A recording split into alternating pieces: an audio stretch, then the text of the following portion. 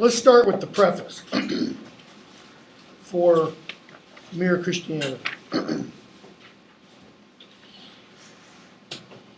And you have to understand, one of the reasons Lewis was asked to do these by the BBC. First of all, can you imagine today's BBC ever doing anything like that? No, because the building would be torched and bombed. I mean, it would be crazy. Is because of Screwtape. It was because of the publication of Screwtape that Lewis became internationally famous. I mean, there is a image, I could pull it up on the computer. There's an image of Lewis in a 1939 issue of Time magazine. It's a woodcut of Lewis with a little demon on his shoulder, Screwtape.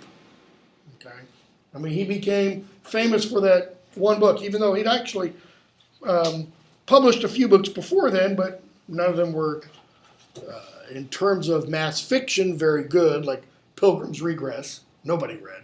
Very few people still read it, unless you're Lewis freaks. Allegory of Love, a lot of academics read, but no normal people read. Okay, so he was asked to do these talks because it was thought he had a special knack for explaining complex theology in everyday, ordinary, simple language. Okay, even though obviously Mere Christianity had not been published yet, because it was the talks that later on become published as Mere Christianity. It was on the basis solely of what he had to say in Screwtape.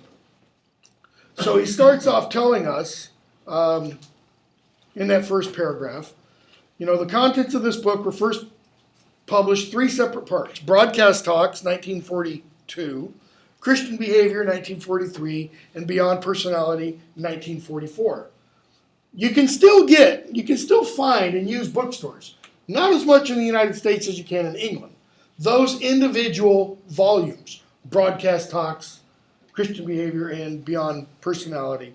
They are harder to find. First editions of them, however, are rather rare and quite expensive. Okay. Notice the time period that he's delivering these. I mean, it's in the middle of the Second World War. It's after the Battle of Britain, because the Battle of Britain is early 1941, but it's still when things are not going well in England. The U.S. is now in the war, so the tide is kind of turning a little bit. Okay, go on to the next paragraph, and right about in the middle of the next paragraph, Lewis talks about what kind of Christian, let's say, he is. And he's telling his audience, you're not going to hear me talking about denominational differences. Okay? You'll not learn from me whether you ought to become an Anglican, a Methodist, Presbyterian, Catholic. No. He says none of that. He says, I'm an ordinary layman of the Church of England, not especially high, nor especially low. That is, high church Anglican, full vestments, strict adherence to the original Book of Common Prayer, etc., nor low church Anglican church, meaning not as many vestments. We're not going to follow the Book of Common Prayer quite as strictly. Doesn't mean that it's watered down theologically or anything. Okay? He says, no.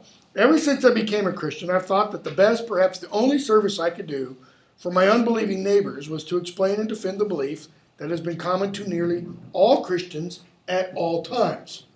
Okay? And when he says that, when he talks about that belief, common to nearly all Christians at all times, what Lewis is doing is he's talking largely about what the early church essentially said what was necessary to be considered a Christian.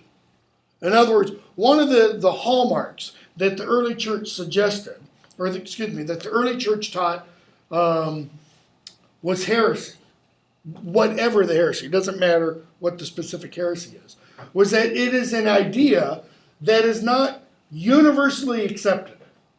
Okay? Not universally meaning if all the people in this room comprised the church, it didn't mean all 100%, but it meant the large majority, not 51%. Okay? A large majority. Think political, a supermajority, as it were. Okay? So it's what the church universally held, and what that means is generally all places, all times, all people, meaning all Christians.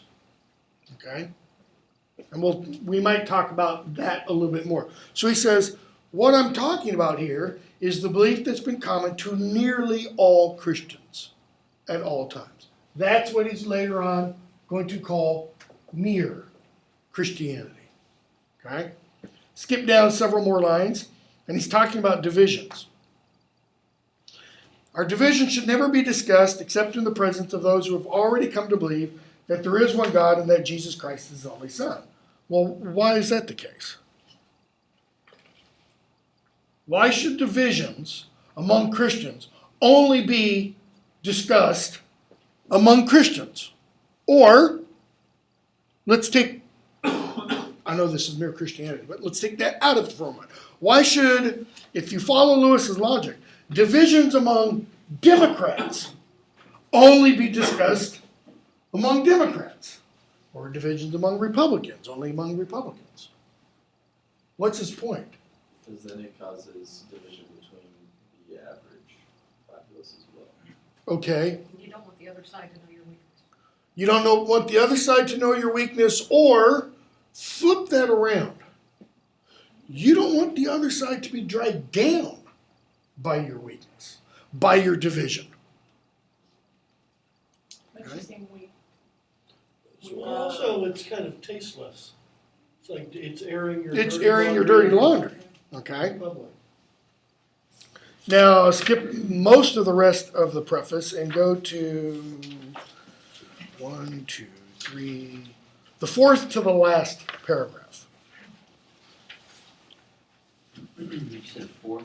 Yeah, fourth to the last. Paragraph that begins, now if once we allow. Okay.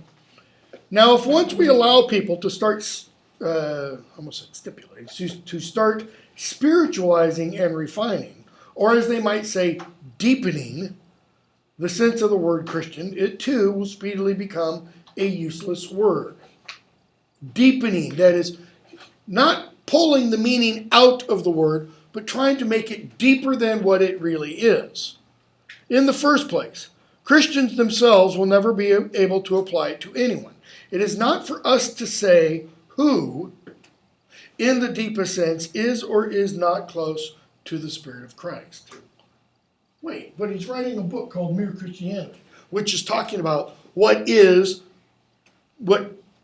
comprises Christianity. And yet he's saying Christians of all people should not say who is or is not close to the Spirit of Christ.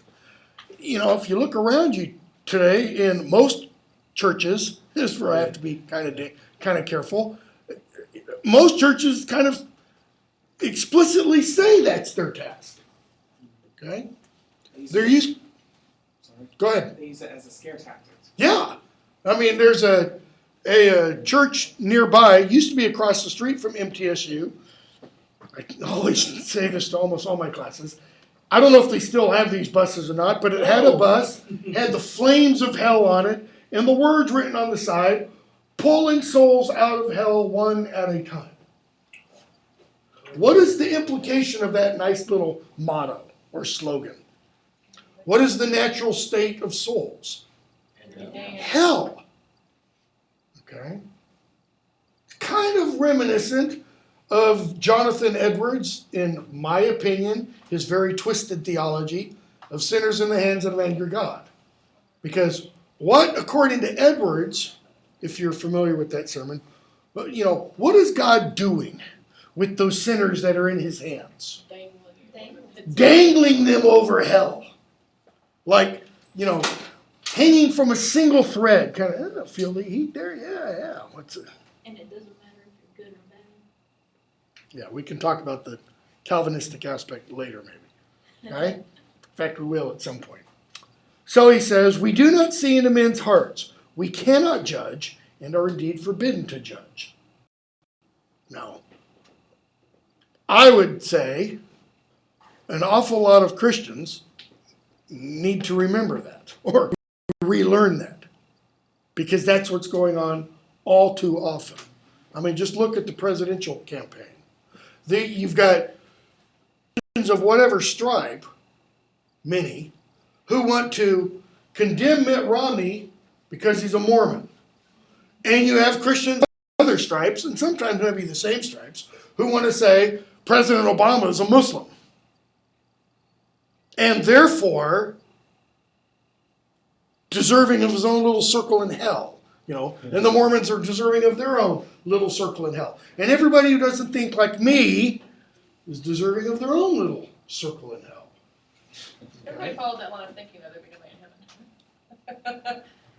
Well, okay. Everyone. Now that Calvinism,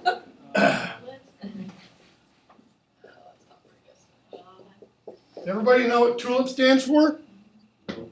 Okay? Unless you've been a Presbyterian, you probably wouldn't. And I used to be a card-carrying kind of, Presbyterian. This is the thought of John Calvin, gleaned from his Institutes of the Christian Religion, okay, written in 1526, one or two. The T stands for total depravity. Okay? And what he means by that is there is nothing in everything people do that is not tinged, tainted by sin.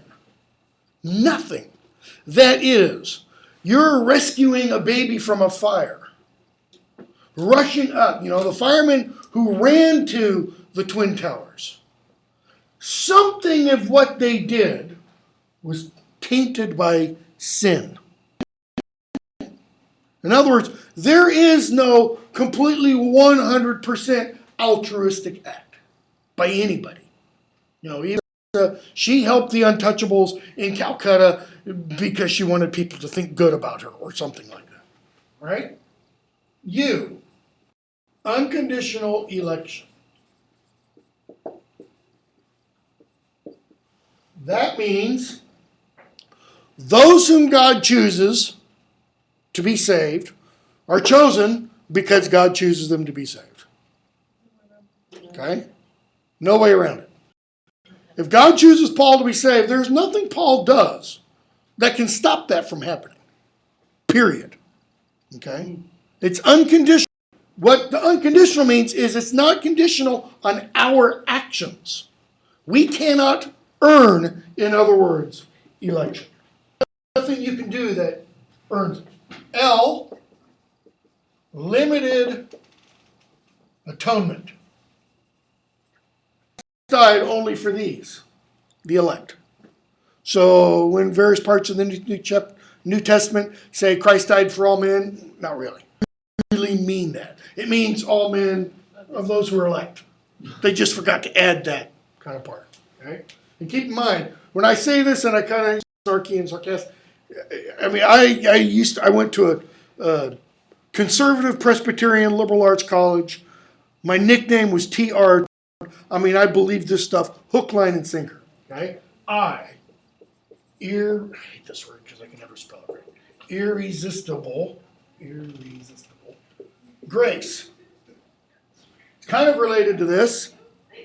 Those whom God showers grace upon, you cannot resist. You can't say no to it. And P, because of this, perseverance of the saints. Okay? Now, what the way this usually works is the unconditional election. Because you are the elect, you will show the quote unquote fruits of the Spirit and such. And that grace will be manifest in you. Persevere to the end. That is, you will never turn your back on God. You won't be a Mother Teresa all your life and then on your deathbed, the hell with you. You know, Job's wife's cursed God and died kind of a thing. Okay? Perseverance of the saints. You stick it out. So, commonly just called tulip. An oversimplification? Yes, completely. Okay? So, Lewis says we cannot judge and are forbidden to judge. Go on to the next paragraph. We must therefore stick to the original obvious meaning. That is, the original obvious meaning of Christians. The name Christian was first given at Antioch to the disciples, to those who accepted the teaching of the apostles. Okay? That's where the word comes into use. So Lewis says, here's what I'm saying. I'm using the word in the way it was originally meant. Those who accepted the teaching of the apostles. Okay? Which apostles? The original apostles of the early church. The 12. And their teachings. Okay? Skip another couple of sentences. The point is not a theological or moral one. It is only a question of words so that we can all understand what is being said. And for Lewis, this is a major point. Okay? You'll see when we get to, assuming we do, Surprised by Joy. Lewis will talk about part of his early education when he went and studied with a tutor, lived with the gentleman for a couple of years and his wife. And Lewis, when he first met him, spouted off something, just tried to make small talk. And the guy who Lewis nicknames the Great Knock just jumped down his throat every which way. Well, why did you say that? What do you mean by that? Really? Kind of like the way Gandalf does Bilbo when Bilbo says, good day. Really? Now what do you mean by, now you mean kiss off, buddy. Okay. The Knock taught Lewis, don't let anybody say anything flippantly. Always challenge the meanings of words that people use. So here he's telling us, let's be precise how we talk. Okay? I hope no reader will suppose that mere Christianity is here put forward as an alternative to the creeds of the existing communions. That is, this is not meant to replace, if you're Presbyterian, the Westminster Confession of Faith. If you're Anglican, it's not meant to replace the 39 Articles. Okay? It's more like a hall. That is, mere Christianity. It's more like a hall out of which doors open into several rooms. If I can bring anyone into that hall, I shall have done what I attempted. But it's in the rooms, not in the hall, that there are fires and chairs and meals. In other words, his term, mere Christianity, is like an anteroom. Ante, meaning before, in front of, that you come into before you go where you're really trying to go. And where you're really trying to go, as he says, may be the Greek Orthodox Church, it may be Catholicism, it may be Baptist, it may be Methodist, it may be whatever. Okay? But the hall is just a waiting place. So this is the basics. Or think of it, if you think of it as a tree, the hall, or mere Christianity, is everything below ground. It's the roots. The tree, out of which the roots grow, then develops the branches of the differing denominations and such. I know it's not a very good tree. I'm getting looks like, that's a tree? I had my daughter come in and draw it for you. So, skipping down to the end of that paragraph.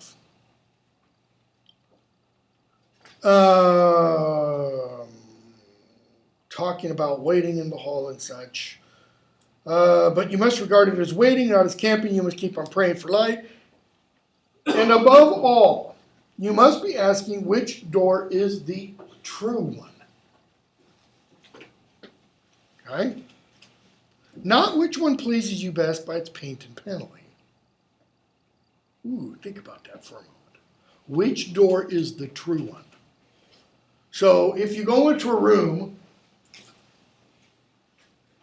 let's say it's a circular room. I'm thinking Harry Potter for some reason. And you've got a door here, here, here, here, here, and here. You don't choose the doors because of their appearance. Well, what does that mean in terms of the various churches, the various denominations and dispensations and such? The outward trappings.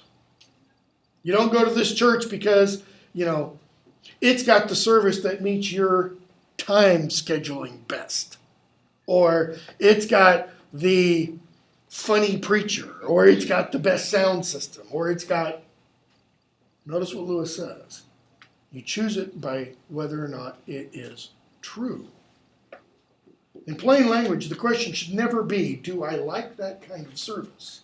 But are these doctrines true? Is holiness here?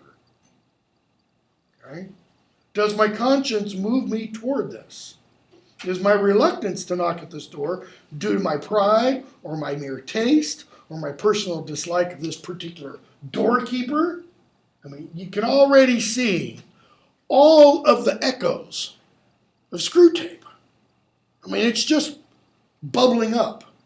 So when you've reached your own room, you've gone in through one of the doors, be kind to those who have chosen different doors, and to those who are still in the hall. If they are wrong, those who are still in the hall, or those who have chosen different doors, if they're wrong, they need your prayers all the more.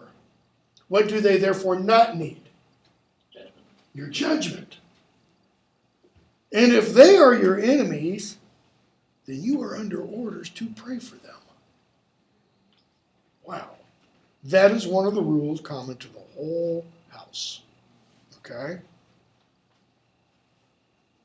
I once had a priest say, when my wife and I were looking into the Orthodox Church, once had a priest say, and this was one of the clinchers for us, say to us, that in his talking about the Orthodox Church, and I'm not saying this to try to convert it, it's exactly what Lewis is talking about, is he said, this priest said, we don't say where other people can't find the fullness of God. This is where we say we have found it. That's what Lewis is talking about. If you have found holiness here, then you can't say that somebody else doesn't find it here. All you can say is, this is where I have found it. Okay? And if somebody else claims it here, that doesn't mean you can say, well, no, it's not, because I have it here. So, he begins with the law of human nature. This is an idea that is no longer held valid. Screw Tape wrote about that. Okay, he said there used to be this idea of human nature, but people don't believe it as much anymore, which is beneficial for the tempters. So Lewis begins with an image. He sets up a story. And everyone in this room has experienced this before. Everyone has heard people quarreling. Sometimes it sounds funny, sometimes it sounds merely unpleasant.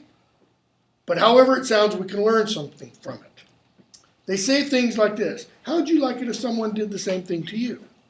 That's my seat. I was there alone. He isn't doing you any harm. Why should you shove in first? Give me a bit of your orange. I gave you a bit of mine. You're waiting in line for a movie before Fandango.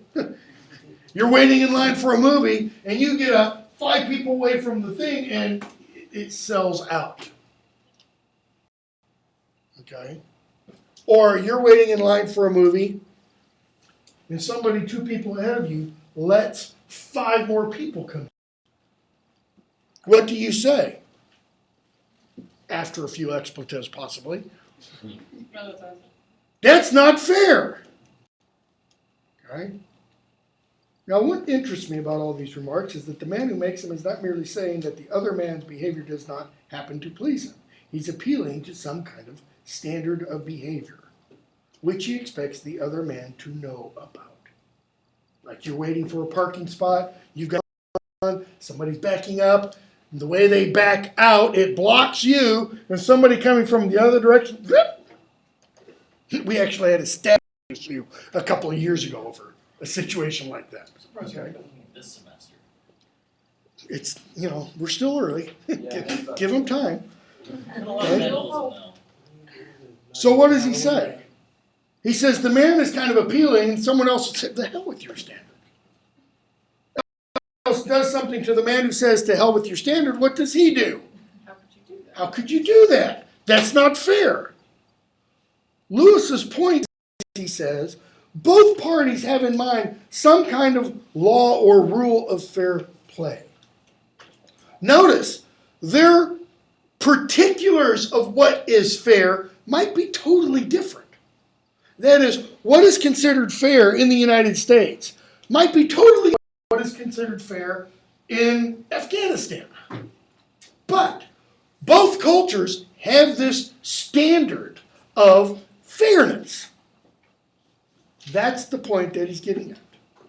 Okay? Now, this law or rule about right or wrong, next paragraph, used of nature. Says now we don't really use such phrases anymore.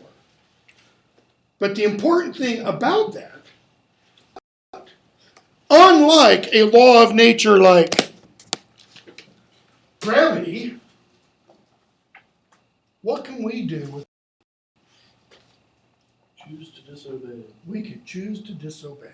Unfortunately, we can't choose to disobey the law of gravity. Even if we happen to be stoned out of our gourds on PSP or, bath salts or whatever the drug du jour is, okay? We can't open the window, 3-story building, and fly. And just say, I choose to disobey the law of gravity. And it suddenly happens. No. But we can choose to disobey the law of nature. That law of fairness. When usually do we make that kind of choice? You're late to class and someone's trying to get your targets. Yeah. For class, and so, you cut in front of somebody else. You don't let somebody else onto the road before you. Okay. When you're inconvenienced. Or, put it another way, when it benefits you. Okay? So, skip on to the next paragraph. I think it's the next paragraph. No, it's not. Second one after that. This law was called the law of nature, he says. Why? People thought that everyone knew it by nature and did not need to be taught it.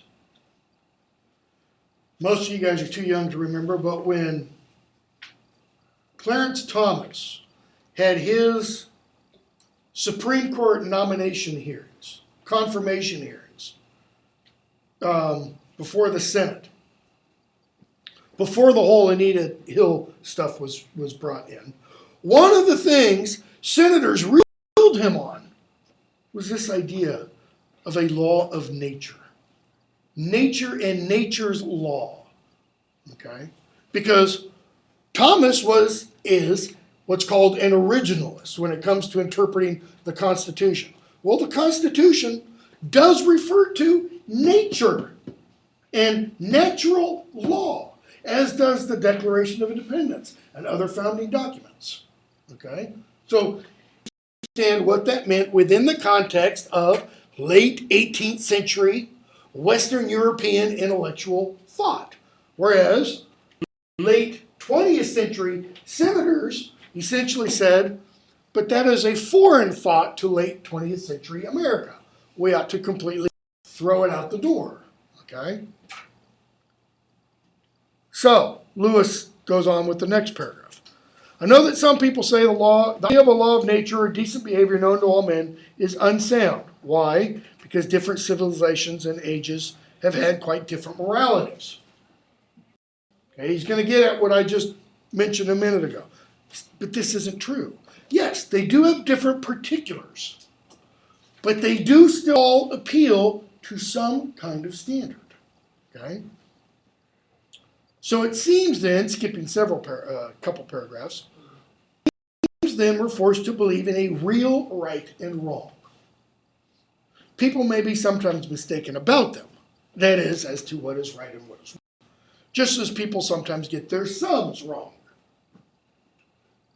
But they are not a matter of mere taste and opinion any more than the multiplication table.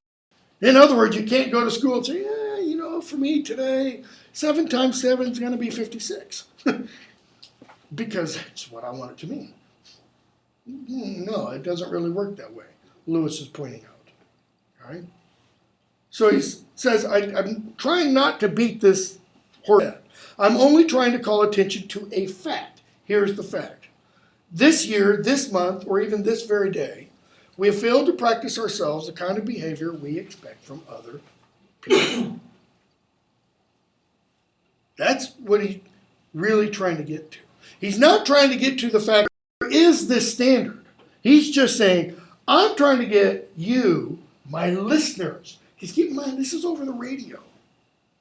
During the war, people are suffering. Americans haven't suffered the kind of deprivation that the people enduring here during the Second World War since the Second World War, in terms of the national will coming together. You know, Vietnam, Korea, none of the wars after the Second World War did people in the United States have to give up things in order for that war effort. Give up clothing, give up food, have, milk rationed and such. Right? So he says, I'm trying to get us to think that, we haven't done to other people what we expect them to do to us. There might be all kinds of excuses, however. Right? The time you were so unfair to the children, you were tired.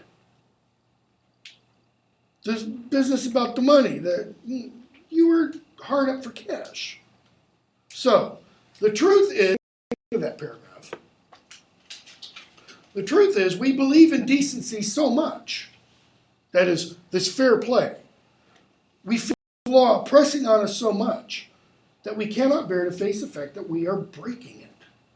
And consequently, we try to shift the responsibility. That is, we come up with an excuse. I couldn't come up with the idea for a paper, so I borrowed one from somebody else.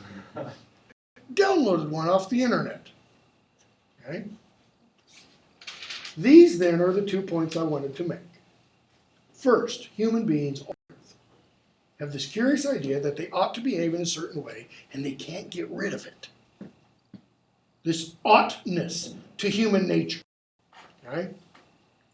And second, that they do not, in fact, behave that way. So they come up with this idea of a standard, a moral or behavioral standard. That's the first idea. Everybody has this. And two, there is an awareness that standard has been broken, that they don't live by it. Right? These facts, now Lewis calls these facts, are the foundation of all clear thinking about ourselves and the universe we live in. In other words, to really go on from this point, you have to accept these. Because if you don't accept these, he seems to be saying we can't really have a conversation. Right? This is why words become important and definitions of words. So, look at the very next chapter. Objections. It's almost as if he knows what his auditors are going to say. Why? Are those that objection? Yeah. And he's a university professor. And I'm not saying that because students come up with objections. He's used to this from his colleagues. Okay? Bear in mind, I didn't give you any background stuff. Lewis's degrees from Oxford were, he took a first in Greats. Greats is classics and philosophy. Okay? Plato, Aristotle, Aeschylus, Euripides, Sophocles, in the originals. Okay, so Greek, essentially. All right? And then he also took a first in mods, modern literature, which at that time in Oxford was like 1700 to 1850 or so. Okay? So he covered the really old stuff and he covered the really modern stuff. And one of the absolutely disgusting things that I hate about him is everything in between as well. He knew. Okay? So, some objections. Look at the second paragraph, about halfway through. Supposing you hear a cry for help from a man in danger, you'll probably feel two desires. One, a desire to give help due to your herd instinct. The other, a desire to keep out of danger due to the self-preservation instinct. Okay, pretty natural. But you'll find inside you, in addition to these two impulses, a third thing which tells you that you ought to follow the impulse to help and suppress the impulse to run away. This thing that judges between two instincts that decides which should be encouraged cannot itself be either of them. That is, if you have this instinct to go help when help is needed, and an instinct to run away, because running away will preserve the self, and yet there's something else inside that tells you you ought to do the first and not the second, then that third thing can't be one of those two. In other words, it can't be an instinct. It's got to be something else. It's got to come from somewhere else. Okay?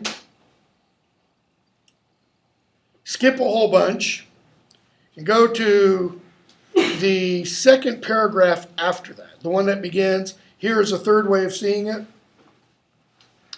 where he says, if the moral law was one of our instincts, we ought to be able to point to some impulse inside us, which was always what we call good, always in agreement with the rule of right behavior. But you can't. Skip down several lines there, and where he says, strictly speaking, there are no such things as good and bad impulses.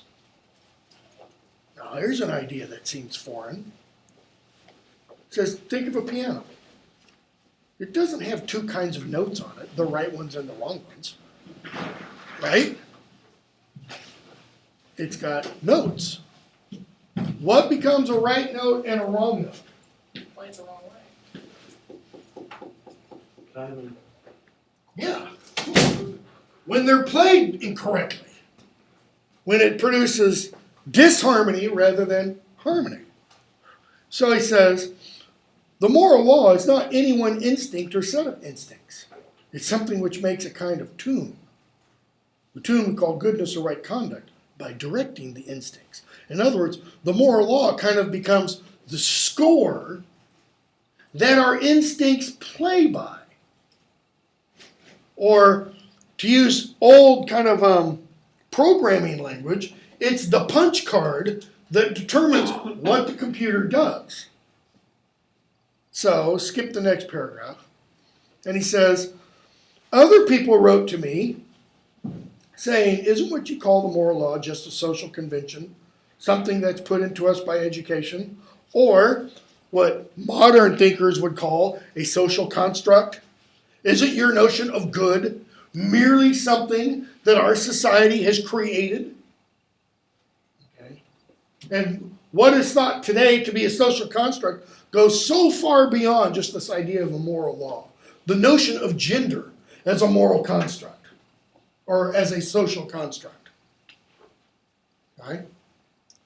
Lewis, no. The people who ask that question are usually taking it for granted that if we've learned a thing from parents and teachers, then that thing must be merely a human invention. Is color a human invention? But don't you have to be taught your colors? Yes, you do. You have to be taught. This is yellow, this is red, this is blue, this is green. You have to be taught your shapes. Are shapes a human invention? No. This isn't that whole self-creation thing that Tolkien was talking about. Yeah. Okay. So he goes on. Some of the things we learn are mere conventions, which might have been different. For example, we call this a bottle. We don't have to. This bottle does not have bottleness about it. If we all agreed, and if we represented all of humanity, and all of humanity agreed, we could call this an automobile. Wouldn't make sense because auto itself, mobile, moving, has kind of a self-reference to it. But we could call it an automobile, or we could call it a banana, or we could call it a dog, we could call it a student, or a teacher. We could, whatever we wanted to. Okay, the names of things are conventions. We call this thing a podium. Why? Because somebody a long time ago did, and it stuck. Okay? We call those 14-line poems that have a certain structure a sonnet. We could have called them an epic, is Lewis's point. Okay? Other things, however, like mathematics, are real truths. In other words, you cannot say where this equals one separate thing, and this equals one separate thing, and this equals one separate thing, and this equals one separate thing. In other words, these are now things, and those are two things. You can never say that 2 plus 2 mathematically can never be 5, nor can it be 3. It will always and forever, from before the beginning of time to after the end of time, it will be 4. That is a mathematical certainty. Okay?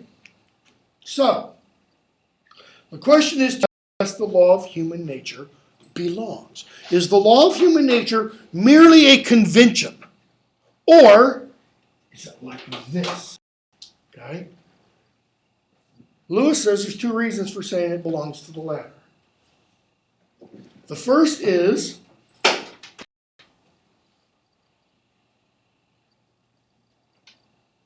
you see it everywhere. All cultures have this notion of oughtness.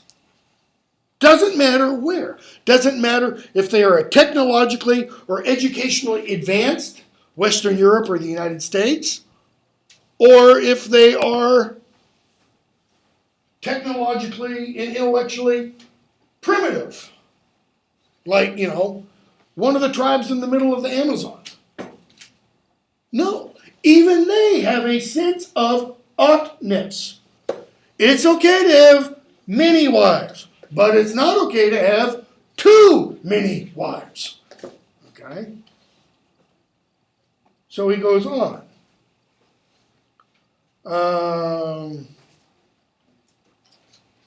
Let's see. He talks about progress. Means not just changing, but changing for the better. Skip the sentence after that. In fact, of course, we all do believe that some moralities are better than others. Do we? People tend to prefer their own. People tend to prefer their own. Okay. And often what seems more fair to them, not just their own. Take bits and pieces of other people's morality and say, well, I think that will work better. And yet we do hear things like, who are you to judge how I behave? Or, who are you, your country, to judge how our country behaves? I mean, there is this thing, pretty rampant.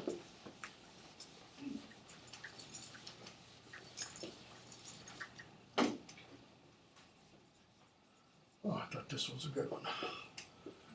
Of moral relativism. This idea that there is no real single standard. And that what is good for one society may not be good for another society. And that therefore, how can we, society A, judge society B? I mean, look at what's the biggest conflict going on in the world right now? It's between 2 competing ideologies.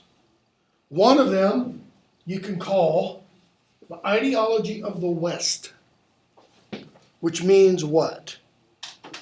Progress, innovation. Progress, innovation, generally Western humanities thought. Liberal democracy, I'm not meaning liberal as in liberal versus conservative, but liberal democracy, freedom of choice, freedom of individual rights, okay? You know, the kind of stuff that gets enshrined in things like Magna Carta, the Bill of Rights, the Constitution, the United Nations Statement on Human Rights, things like that. Versus, what is, I mean, to be honest here, what is really at war with this? Come on, somebody please say it so I don't have to. Okay, not just Muslim. It's this. It's not just this word. It's that. Because what does this mean? You put the ism at the end of almost anything and it implies this superiority of communism, capitalism, okay? Socialism. That ism, okay, is telling you this is the best. So this ideology is essentially saying what?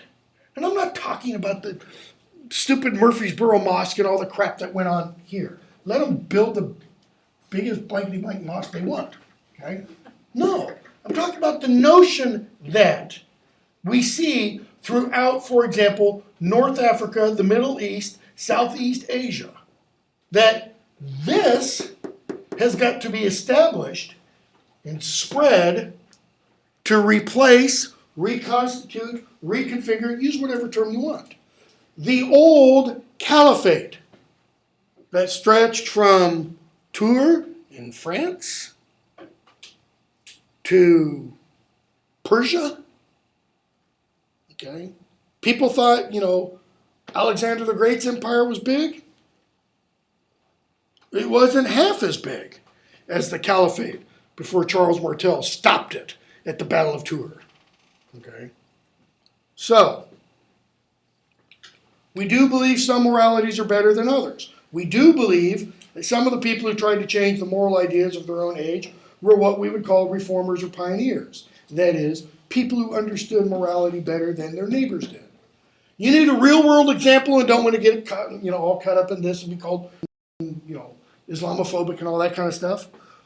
What happened in the 19th century in England first before it happened in the 18th century in America? What was outlawed? Slavery was outlawed. Okay? Led by William Wilberforce in England. And then Lincoln here. Progress? Or is it just a competing idea? Is it just that the South lost the battle? And maybe they'll rise again, various places around here. Not so far away, in fact. Okay? And you'll find some ideas like that. The moment you say one set of moral ideas can be better than another, you are in fact by a standard. Which idea is better?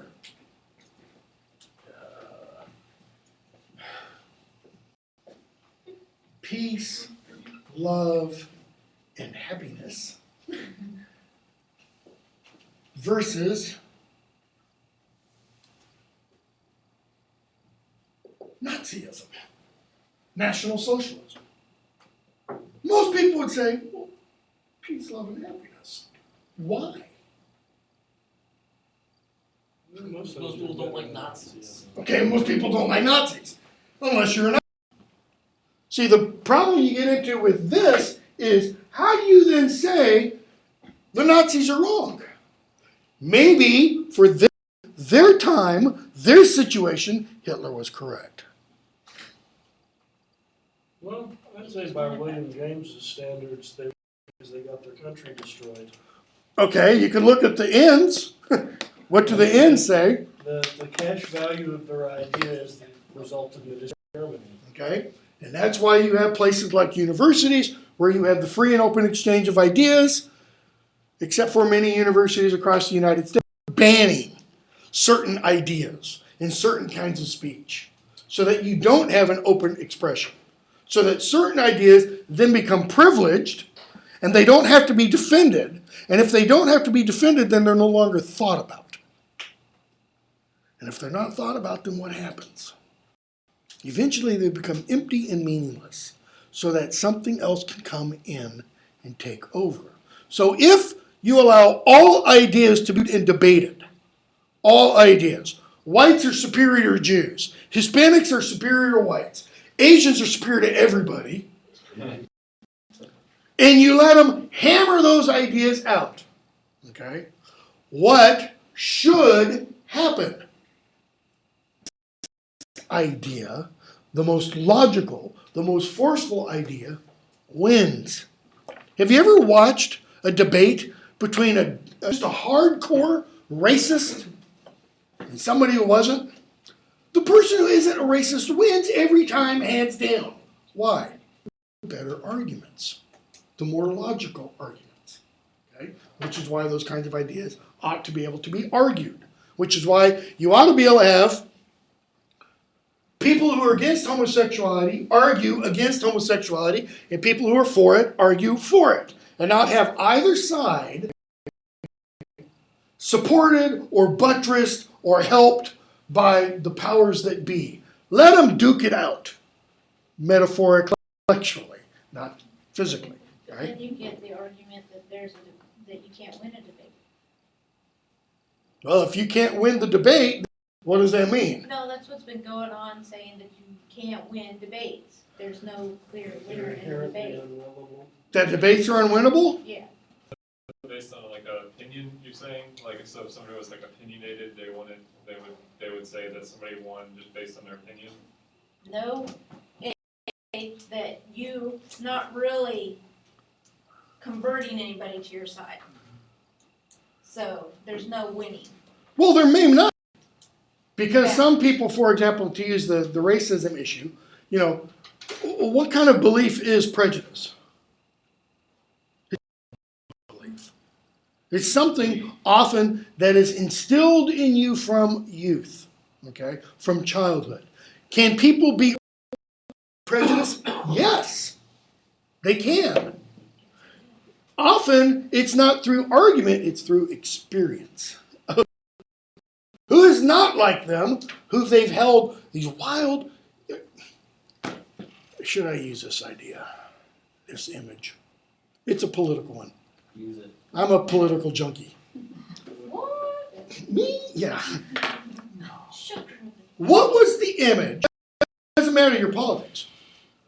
What was the image that the president's campaign attempted to put across of Governor Romney? Let's say for the last 3 months, or the months from June through August, before the convention. They're using a time from the middle class. Okay. Wealthy. That he was detached from the middle class because he's filthy rich. I mean, 260 million, I think is his net worth, something like that. Okay. That he middle class, that he doesn't care about the middle class, that he was a corporate raider, he took over businesses to shut them down, pull the wealth out the streets, that, you know, he didn't care about people's health, he killed a steel worker's wife, essentially, okay, a whole variety. I mean, campaign ad after negative campaign ad after, you know, he was cruel to animals because he put his dog on the roof of his car and went for a travel. He wants to kill Big Bird, probably eat it for dinner, you know, all that kind of stuff. Okay, so what happened to Mitt Romney's favorable ratings in polls? Well, as those ads were broadcast across the various places, his positives went down and down and down and down and down. What stopped that? One thing. Was it Obama's comment on abortion? Nope. So, The Denver debate, where Governor Romney was able to speak to the American people without the filter of whatever the media is, okay, without the filter of a campaign ad, and they kind of like, well, this guy doesn't look like he has horns and a tail and a pitchfork. He doesn't look like he wants to kill people. He doesn't look like he wants to steal bread from babies. He doesn't. Okay? The image that was created, poof. Okay? So, how did that happen? Maybe that wasn't the real. The president says he's lying. That's not really him. The real him is somewhere else. But whether it was or not, it was the image that Ron projected that held up to this other image. People said, well, this one doesn't look real anymore. It looks phony. So take this image. Heard a thing when I was in my office during lunch. Somebody's come out with a poll. I don't know if it's Gallup or Rasmussen or something. It says, taking all three of the presidential debates, leave the vice presidential one aside. Taking all three of the presidential debates, who won overall? It was like 49-42 Romney, even though Obama is supposed to have won the last two. Okay, for what that means. So the moment you can say one set of moral ideas can be better than another, I don't know how I got off on that, can be better than another, you are in fact measuring them both by a standard, saying that one of them conforms to that standard and the other. Okay? But the standard that measures the two things is something different. So when you talk about this and you say, let's say Christianity is better than Nazism, this isn't the standard by which you're judging. You are saying that there is somehow something over here, okay, like a scale that both are weighed in, and that this outweighs this one. So there's got to be some kind of scale that is used to determine the rightness, wrongness. So you are in fact comparing them both with some real morality, admitting that there is such a thing as a real right, independent of what people think. What has he just said? Or why is that significant? Clever for theism. Okay, it's laying the groundwork for theism. Yeah, I mean, I'm not saying it's his claim, but it's his lever. Right, okay? He's saying there's something objective. There's something outside of ourselves that says this is true. This is right. Okay, if there's something outside of ourselves that says this is true, this is right, then there must be something also that says this is wrong or this is false. In other words, ultimate right, wrong are completely, totally objective. They are outside of us. Okay?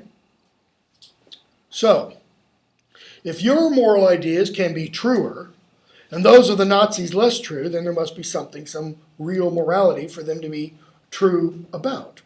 The reason why your idea of New York can be truer or less true than mine is that New York is a real place, existing in quite apart from what either of us thinks. If when each of us said New York, each means merely the town I'm imagining in my own head, how could one of us have truer ideas than the other? I mean, let that sink in. Because what's he saying? I have an idea of Murfreesboro that one of my sisters does not. She can have an idea of Murfreesboro, but her idea of Murfreesboro will not be anywhere near the truth because she's never been here. Similarly, she has an idea of Uppsala, Sweden, and I have an idea of Uppsala, Sweden.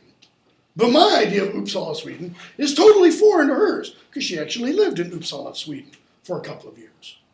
Okay?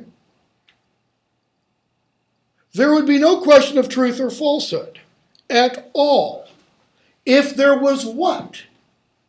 No objective reality known as Murfreesboro or Uppsala. Okay? or right and wrong. In the same way, if the rule of decent behavior meant simply whatever each nation happens to approve, there would be no sense in saying that any one nation had ever been more correct in its approval than any other. In other words, what would be right or wrong for the world would be simple majority vote. Who has the upper hand in the United Nations Security Council? Is that really how you want morality to be decided? Okay. I mean, keep in mind with that little image, what's the problem with the United Nations Security Council? It's like, just like a few nations that pretty much just control it. Yeah, there are 5 nations that have what? Veto power. Which 5? It's Anybody know? Russia, China, US, France, Britain. UK. Russia, China, United States, France, and Britain. Why in the world France was ever given veto power at the end of World War II when, it hadn't been a world power for 300 years? And that's what diplomacy gets you. And that's All these people dissing diplomacy because they want to be the tough guy. Worked for France, and I think the people ought to pay attention. it worked for France, not so much for the others. Same thing. China, USSR. Were we really allies with the USSR at the end of World War II? Just think of that little problem that happened in Germany. So, no sense in saying that the world could ever grow morally better or morally worse. So now he goes on to the reality of the law. Okay, so he's taking this kind of point by point. So, he says at the end of the first paragraph, I'm not concerned at present with blame. I'm trying to find out truth.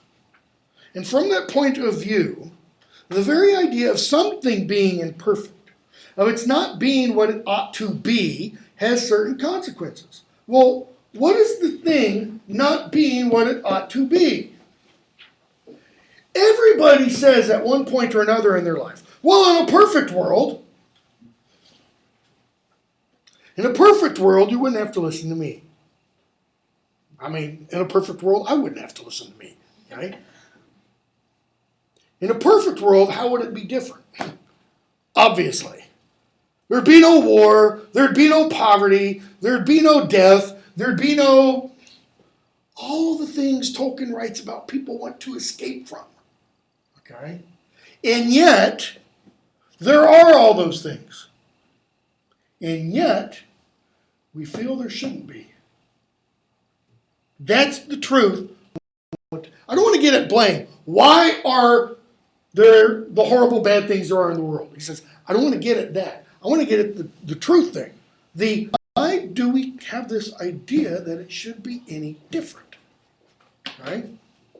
So he says, if you take a tree, it is what it is. And there seems no sense in saying it ought to have been otherwise. Okay, now, take that notion and apply it to yourself. Because I bet everybody in this room has something about themselves they'd like to be able to change, or they wish was different. They wish they were taller, they wish they were shorter, they wish they were skinnier, they wish they were handsomer or prettier. They probably don't wish they were less handsome or less pretty. They wish they sounded better, they wish they could run faster, write better, think clearer, whatever the case may be. Okay? You may say a stone is the wrong shape, but only for what? If you want to use it for a particular purpose. You can't go out to Yosemite, my favorite place backpacking when I lived in California. You can't go out to Yosemite, look at Half Dome and say, there's something about that. Like, the glaciers, they really did that wrong. Or El Capitan, it's got that funny shit. It's still ludicrous. Similarly, you can't look at a giraffe and go, no. Or, God must have been stoned when he came up with the joke. It doesn't work that way. Yeah. All you mean is that the stone or the tree does not happen to be convenient for some purpose. So he goes to that and says, okay, now, you get where I'm getting at? it follows that what we usually call the laws of nature, the way weather works on it, for example, may not really be laws in the strict sense, but only a manner of speaking. And he goes on to talk about the law of gravity. Now skip down to about 2/3 of the way in that paragraph. The law of gravity tells you what stones do if you drop them. Always, right? With one exception. If you drop a stone in a vacuum, okay, it will fall slower. Or if you drop it where there's no gravity, it won't drop. But the law of human nature tells you what human beings ought to do and do not. In other words, just because you know the law of human nature doesn't mean you can say, oh, well, I know what so-and-so is going to do then. If only life worked that way, right? In other words, dealing with humans, something else comes in above and beyond the actual facts. You have the facts. That is how we do behave. But you have something else. How they ought to behave. Okay? Because humans aren't like, with a few exceptions, that is, if they're hungry, they must be fed. If it's a baby in it must be changed, or your life will be a living hell until it is changed. Okay? So, in the rest of the universe, it won't be anything but the facts. Electrons and molecules behave in a certain way. And guess what? Given the same situation, they will always behave in the way. But we won't.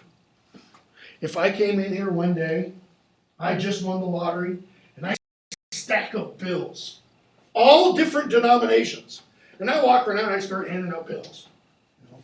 That would be awesome. And she gets a 1, and Paul gets a 2. And Tom gets a, I don't know, 100. And Autumn gets a penny.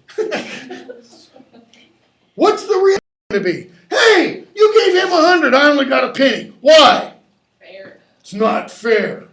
I'd be okay. Okay? Men behave in a certain way, and that is not the whole story.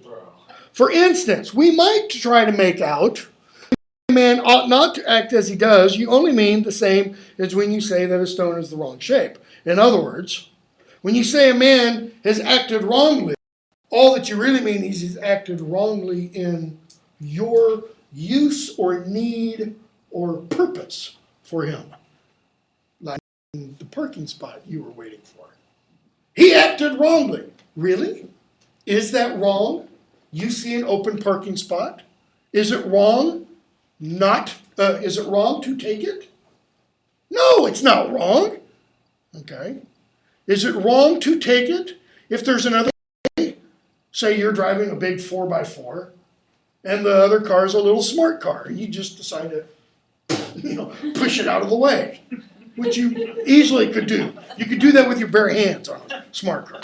Okay? No, that would be wrong. He says what he's doing happens to be inconvenient. That's untrue.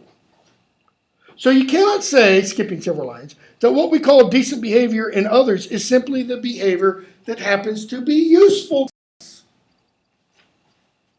And as for decent behavior in ourselves, I suppose it's pretty obvious that it does not mean the behavior that pays for us. It means things like being content with 30 shillings when you might have got 3 pounds. Doing honestly when it would be easy to cheat. Leaving a girl alone when you'd like to make love to her. It's assuming she doesn't want to. Staying in dangerous places when you would rather go somewhere safer. Keeping promises you'd rather not keep. How many times have you told somebody you would help them do something, like move? And then you wake up Saturday morning and you just don't want to. And telling the truth makes you look a fool.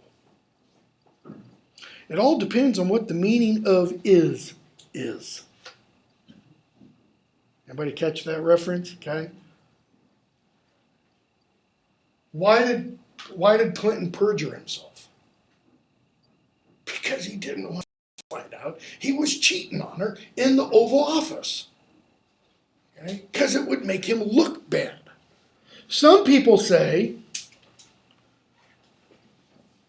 that though decent conduct does not mean what pays each particular person at a particular moment, still it means what pays the human race as a whole. That is, decent behavior is what is generally good for all people.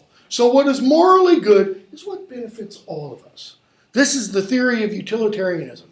That which benefits the most people. You know, it's Spock in one of the Star Trek films. One should die for the greater good. Okay? Lewis says no. An explanation of why we feel as we do about right and wrong, as an explanation of why we feel about right and wrong, it just misses the point. If we ask, why ought I to be in society, and you replied, because it's good for society, then we could ask, well, why should I care what's good for society? I mean, think about it. Screw society, right? This is where he plays a little card trick. Okay, explain. He discounts the possibility that people could be disposed towards this through any evolutionary action. That is to say, our argument assumes that individual self-interest, because it, to a certain point of view, necessarily promotes the individual best, is what an individual is necessarily inclined towards. Okay. And he admits the ability that a being could have, that beings could arise who are so constructed to have an action towards helping the greater whole, even if that interest acts against their individual benefit. Okay. Counter, I think, to that, I'm not saying that it's wrong. I think Lewis would counter that and would say, how did that consciousness arise? And I can say evolution and you say God. Exactly. It's the two different perspectives. Okay. So he goes on. Why should I care what's good for society except when it happens to pay me personally? Then you will have to say, because you ought to be unselfish, which brings you back to the oughtness. Okay. Because, kind of following on Paul's comment, you know, one of those laws of human nature, not laws of nature, but human nature, is that idea of self-preservation. But if that idea of self-preservation comes into conflict with the preservation of nature, okay, you get into that oughtness. And Lewis is saying that oughtness cannot come from within. The evolutionary argument says it can come from within. Okay? So, skipping down to the next paragraph. Shit. I'm not going to get nearly as far as we need to. Lewis says, skip the first 2 or 3 sentences. The moral law, or law of human nature, is not simply a fact about human behavior in the same way as the law of gravitation is, or maybe simply a fact about how every object behaves. On the other hand, it's not a mere fancy. That is, it's not something we've made up. Why? Because we can't get rid of it. It's not simply a statement about how we should like men to behave for our own convenience. For the behavior we call bad or unfair is not exactly the same as the behavior we call inconvenient. It isn't always. Sometimes behavior is very convenient. Okay? Consequently, this rule of right and wrong, or law of human nature, or whatever you must call it, must somehow or other be a real thing. Something that's really there, not something we've made up. So it begins to look as if we shall have to admit that there is more kind of reality. That in this particular case, there's something above and beyond the ordinary facts of men's behavior. And yet quite definitely real. A real law, something we find pressing on us. And that's what he's going to pick up with in the next chapter. What lies behind the law? That is, what's the source of the law? Okay? And we'll pick up there.